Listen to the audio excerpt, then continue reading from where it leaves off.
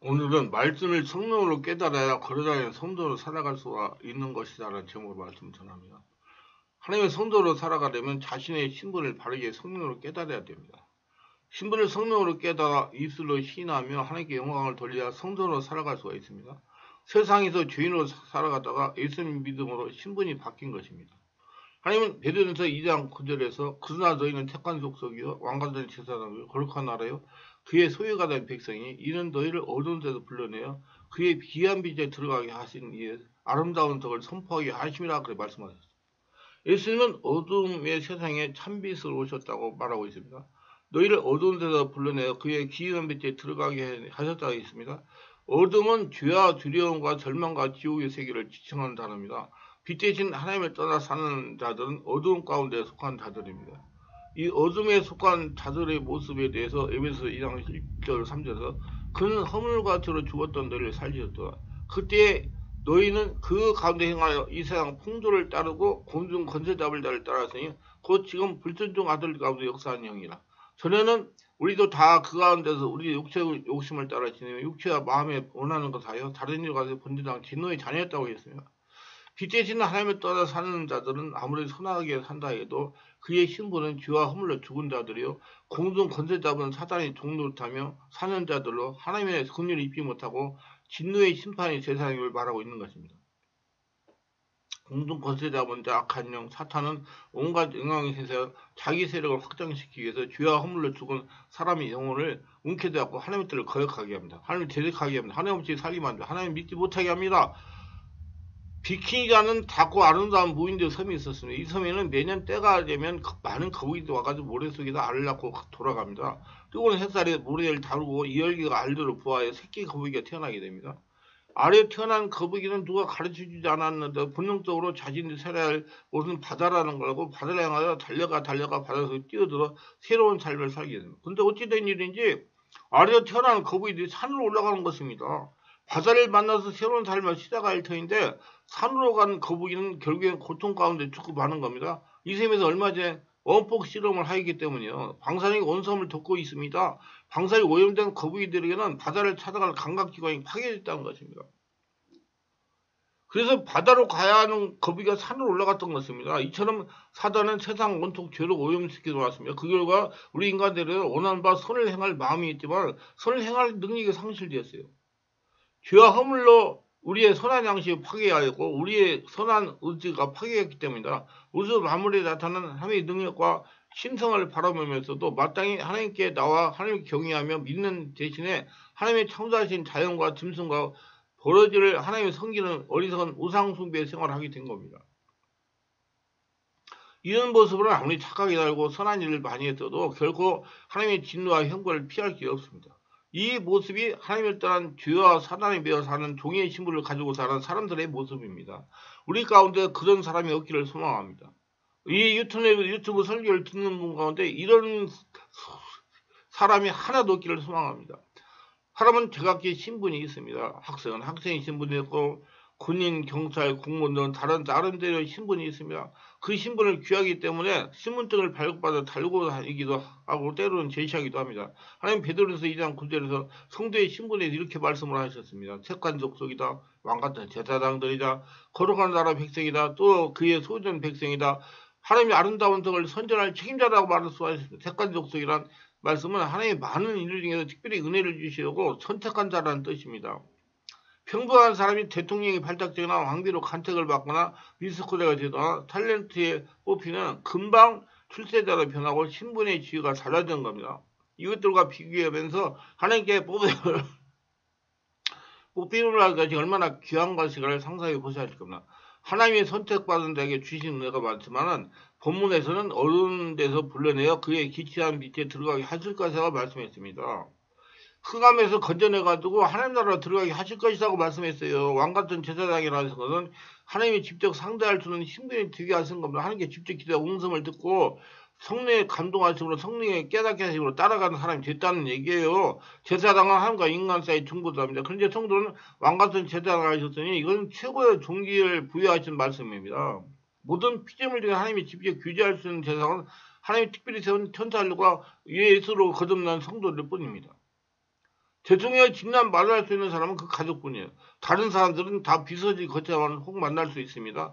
거룩한 나라라고 그랬어요. 거룩한 나라의 자녀라는 뜻입니다. 거룩한 나라는 깨끗한 세계를 따고 천국이나 지상의 순결한 세계를 의미합니다. 성경에 애복을 입은 없이는 잔치에 못 들어간다는 말씀이 있습니다. 그 애복은 예수님의 의의 온청을 의미합니다. 예수 믿고 죽고 예수를 태어나 성령 인도받는 사람, 그게 의의 복을 입은 사람이에요. 거룩한 백성은 곧 예수님의 의의 온청을 입고 천국에서 영원히 거할 자입니다.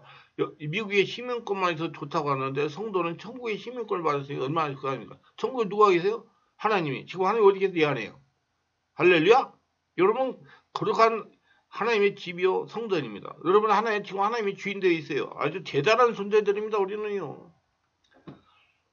그의 소유된 백성이라고 했어요. 이 말씀은 왕을 잘 만난 백성, 부모를 잘 만난 자녀, 주인을 잘 만난 종과 같은 것입니다. 어쩐지 걔는 주인을 잘 만나다 부잣집 의인들보다 더 호강한 경우가 있습니다.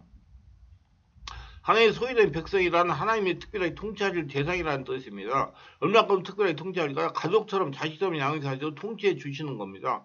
우리 예수 믿는 성도는 특별히 신앙인으로서 신분이 있습니다. 본문에 보면 예수를 믿기 이전에 즉 성도가 되기 전에 신분을 5가지로 나타내고 또 예수 믿은 후에 우리가 어떤 신분을 가진가를 5가지로 구분해서 말씀하신 걸 깨달을 수가 있습니다.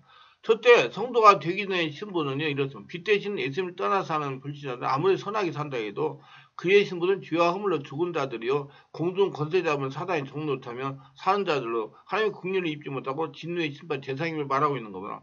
공중 권세자면 악한 영, 사단의 온갖 영향 행사하여 자기의 세력을 확정시키기 위해서 죄와 허물로 죽은 사람의 영혼을 붙잡고서 하나님의 뜻을 거역하게 합니다. 하나님을 대적하게 합니다. 하나님 없이 살기 만듭니다. 하나님을 믿지 못하게 합니다. 죄로 허물과 죽었던 자들입니다. 너희는 허물과 죄로 죽었던 너희를 살리셨더라.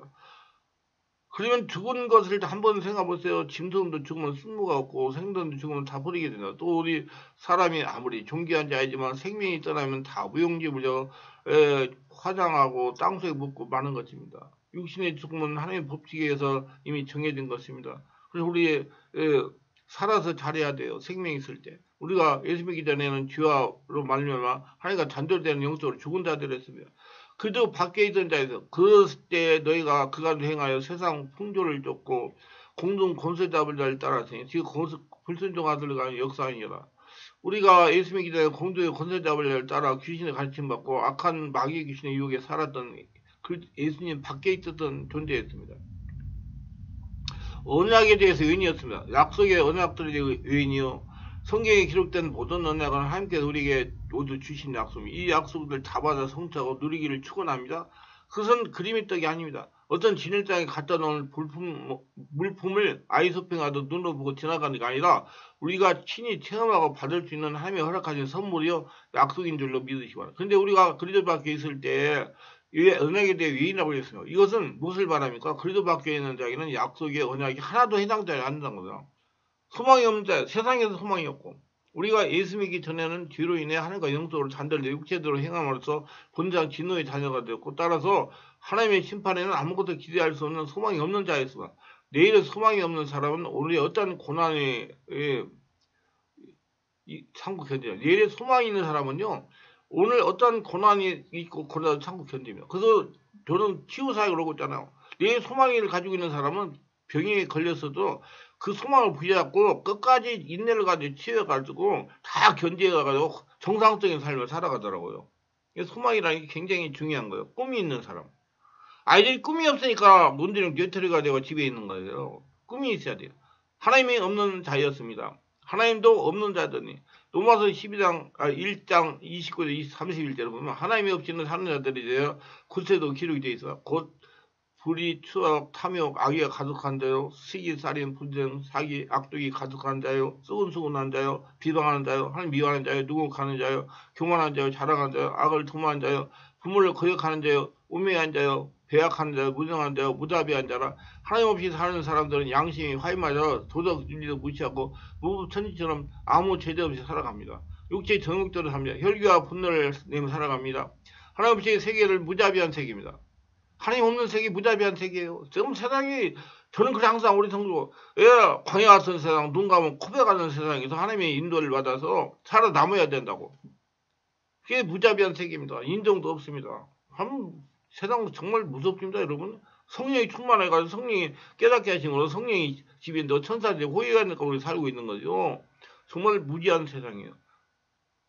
인정도 없어요. 우리가 예수 믿기 전에는 바로 이러한 신분을 가진 자였습니다. 자, 이제 예수를 믿고 성도가 된 후에 신분이에요. 성도가 된 신분. 예수님마저 하나님의 자녀가 되는 신분으로 바뀌게 됩니다. 하나님의 크고 놀라운 사랑이 우리를 감싸고 있습니다. 에베소 2장 4, 5절에 긍휼의 풍성한 하나님이 우리를 사랑하는 큰 사랑을 해요. 허물로 죽은 우리를 그리와 함께 살리셨다 말씀하셨어요. 죄와 사단과 사마의 권세에서 벗어나는 길은 참 빛으로 생긴 예수님을 주인으로 믿음으로 가능한 겁니다. 예수님께 예수시고 성령 인도를 받음으로 가능한 거예요. 이제 성령이 우리의 주인이 되도록 노력해야 됩니다. 성령이 우리의 주인이 되는 거 이건 신앙입니다.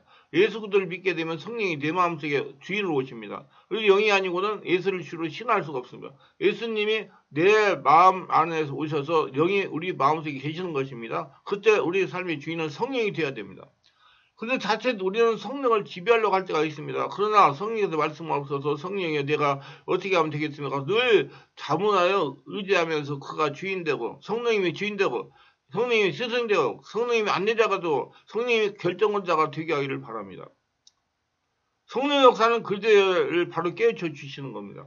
이 성령은 하나님의 자녀에게 진리를 깨닫게 하시고 가르치시고 거룩하게 하시고 정결하게 하시고 하는 은사를 주시고 죄를 미워하게 하시고 의를 향하게 하시고 자신의 온몸을 독소 상처를 치유해가지고 환란을 만드는 진리형입니다.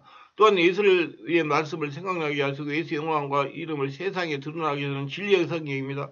요한복음 16장 1절에 그 성령이 예수의 영광을 나타내니 예수 것을 가지고 너희에게 알리겠습니다. 주님 말씀입니다. 성령은 우리에게 스스로 말하지 않았고 우리를 위해 스스로 사역하지 않으시고 어제 예수께 들은 걸 말하시고 사역하시는 진리형입니다.